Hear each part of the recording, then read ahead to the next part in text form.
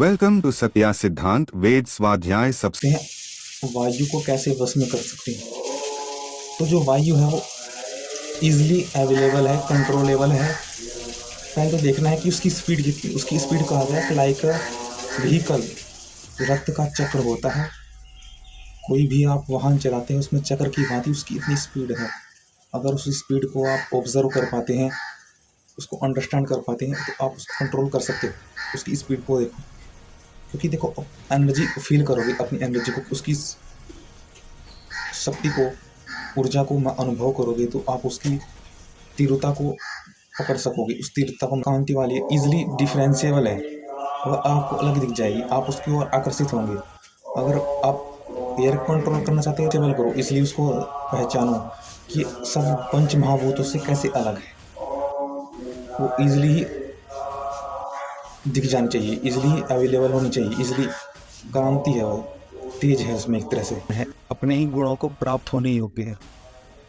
अर्थात जब दो वायु के स्वभाव आपस में मिलते हैं, इफ उनमें एक बल होता है कि जो धारण कर सकते हैं। वायु वस्तु को धारण करती है, वायु वस्तु को धारण करती है, स्वयं धारण करती है, इसलिए बलवान है। उस भाव को, उस बल को अनुभव फील करना है, उस स्ट्रेंथ को, तो कि दो आपस में दो ऑब्जेक्ट सेम कैरेक्टरिस्टिक के आपस में मिल रहे हैं।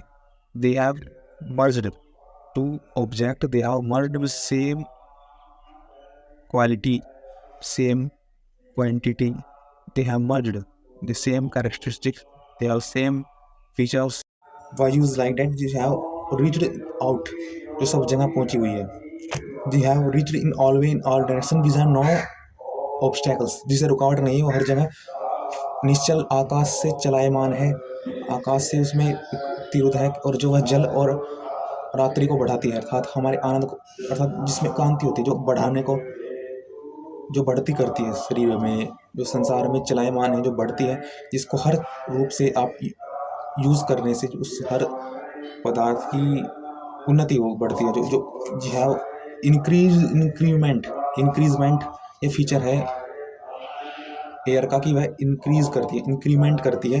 इंक्रीमेंट कैसे करती है? क्योंकि वह उसको कोई in all direction have no observe, रोक टोक नहीं, उसको flow like a water, so वो इंक्रीमेंट करती है। वाटर जैसा तेज है, क्योंकि आकाश में की भांति वह, जिसमें सब विद्यमान है,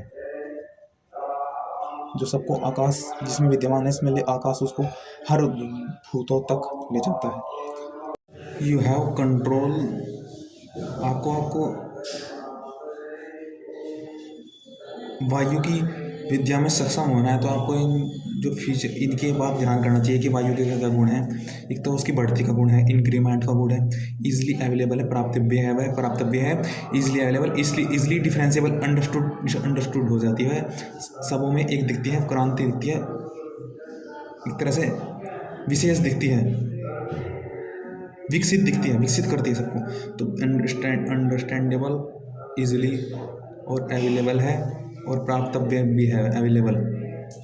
विचित्र है, source of energy, power and speed, two object को मिलाने का काम करती है वायु। Of same characteristic, same features, objects मिलाती है, मर्ज करती है उनको, सब में धारण, इजीली रीचेबल, गमन करने के लिए उसको रोक टोक नहीं है। इन ऑल डायरेक्शन वह जा सकती है आकाश की माध्यम से। निश्चल आकाश से चलायमान, अपने गुणों को प्राप्त करने वाली, सबको धारण कर सकती है, और स्वयं उसमें धारण है, जो सबको धारण आकाश, और जिसमें इजिली ट्रैवल, रीचेबल करती है, गमन करती है। यह उसकी गुण है, उन गुणों को ध्यान करते हैं। इन गुणों को एक एक बात हम देखेंगे, जो इन गुणों को रखता है वह हर कार्यों की सिद्धि करे इनसे, इन गुणों से वह इजिली इनको कंट्रोल कर लेगा। अब इन गुणों को चर्चा करेंगे।